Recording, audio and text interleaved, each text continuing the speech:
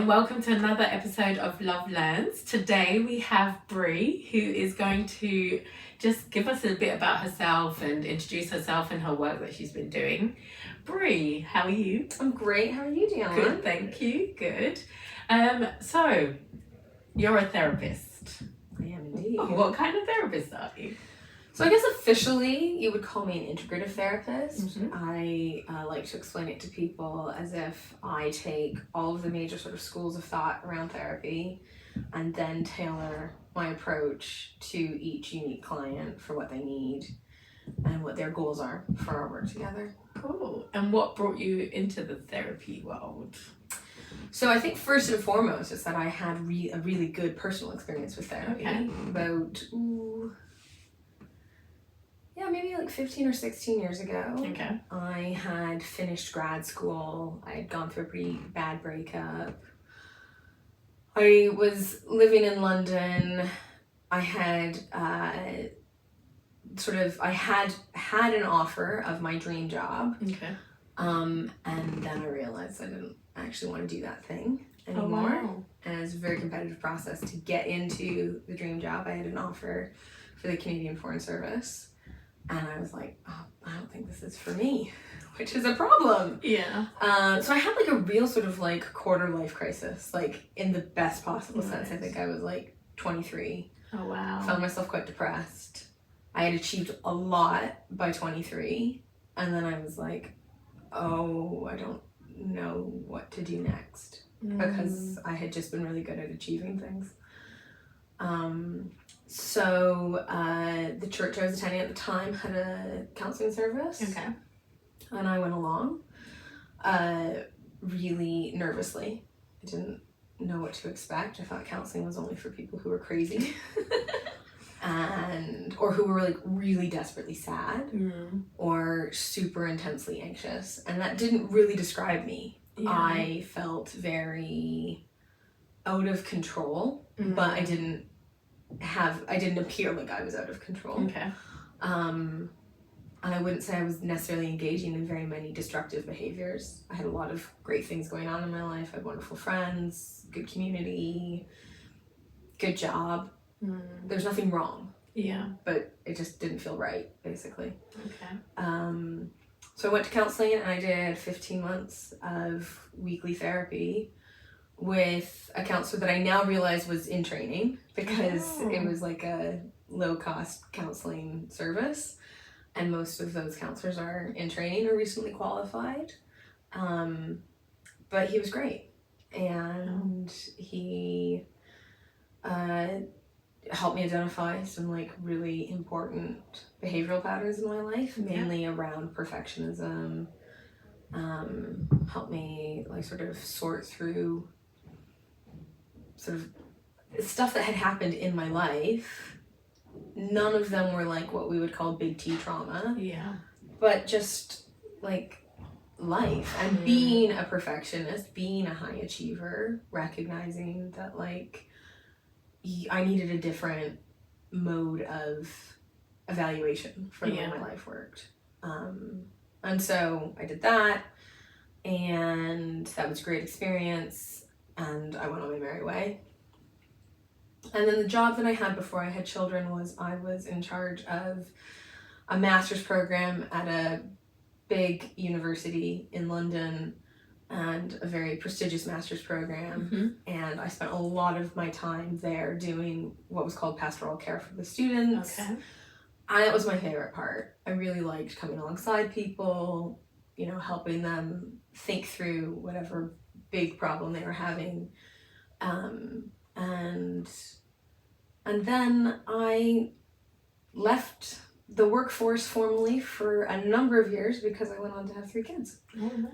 So I spent a lot of time just sort of like doing life with people, and people would tell me their stories, and I guess felt comfortable chatting to me, and I was trying to figure out what I wanted to do as my kids were getting a bit older and getting into school and things like that. And I realized what I really wanted to do was figure out if that thing called counseling was something I wanted to do with my life. So I did a certificate course with a really like, I have no idea if this is what I'm supposed to do or not, but we'll see how it goes, which is where we met. Yes. And yeah, I came away from that experience thinking, yes, this is what I want to do. This is what I'm called to. But it was a real leap of faith because my husband was out of work at the time. We were in the middle of a pandemic. Yeah. And it was like, how is this all going to fit together? But remarkably it did. And so when I started the certificate, I had an 8-month-old baby who I was still breastfeeding. So I was like pumping milk in a empty room on my lunch breaks. I remember those. Nuts.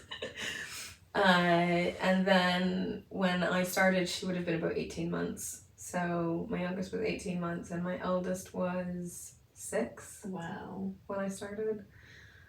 Wow. Yeah. And to have kids that young and still like pursue something that you really were into, how did you manage all of that? I didn't have a lot of a social life, but it was the middle of a pandemic, so nobody had a social life. Yes, indeed. There was that.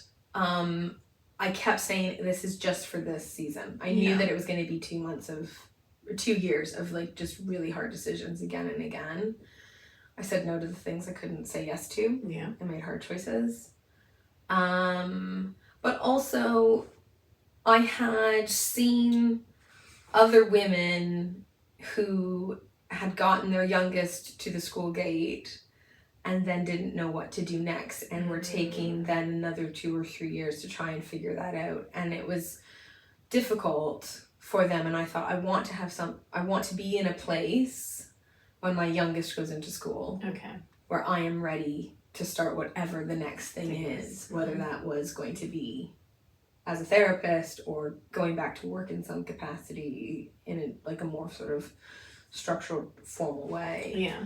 And so as it happens, actually, I qualified in her final year of nursery because she only just started reception this year. So, and being a therapist is great because it's as flexible as you need it to be. So I only worked school hours for the first year and did more online work.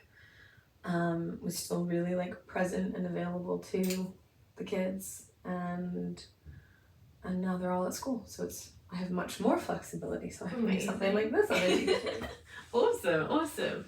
And now that you're doing the therapy and you're fulfilling your call, do you find it like do you feel a bit of like imposter syndrome sometimes when you are?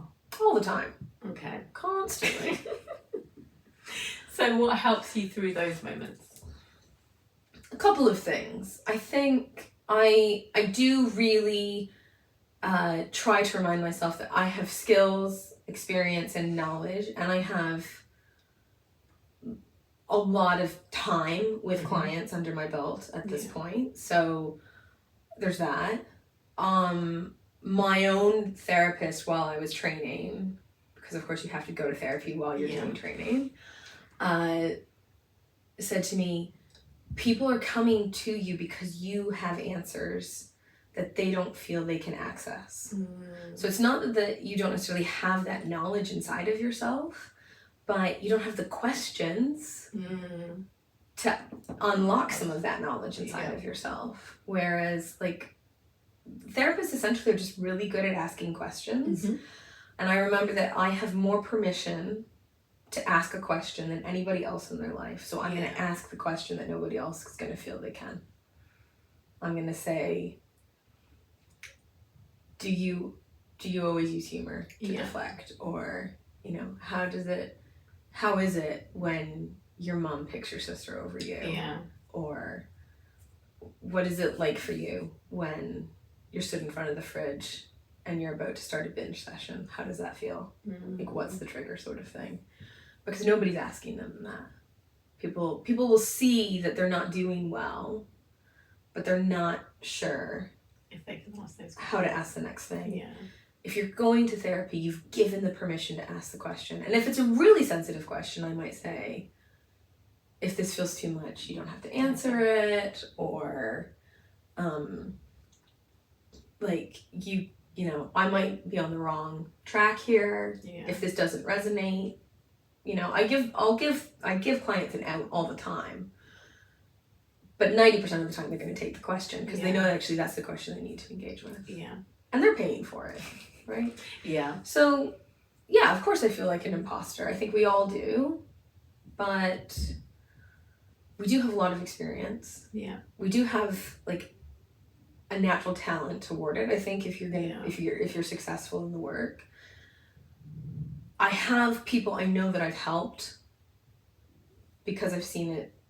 You know, I've got previous clients who've gone on to do things successfully. And I have the knowledge. You know, I studied this for a number of years. I continue to study it. Yeah. You know, I was on a CPD last week, right? Yeah. Finding out about a new area of therapy that I hadn't worked on before. So I have more knowledge than the average person that walks down the street. That's true. That's very true. And I think that's what they're paying you for, isn't it? The knowledge and the right for you to ask them the questions. Yeah, and for the space. Yeah. Right? Like 90% of the time, right? And Rogers would tell us this, right? Good old Carl Rogers. Yep. Like the thing we do in therapy is not the question. Yeah. It's not the funky technique. It's not the really innovative intervention. It's the being with. Yeah. It's the eye contact, the seeing the person, the noticing. The I asked you that question and I see that this has bothered you. Yeah. Like, we're somewhere here. Let's slow down for a second. How does it feel to sit with that feeling inside of your body? What does it mean that your heart is racing right now? Yeah. Or that your palms have gotten sweaty? Or you've got like a sense of dread in your stomach? That you want to bolt out the door? Like, what does that mean? Yeah. Right? Can you tolerate that discomfort for a few more minutes? A few more seconds, right?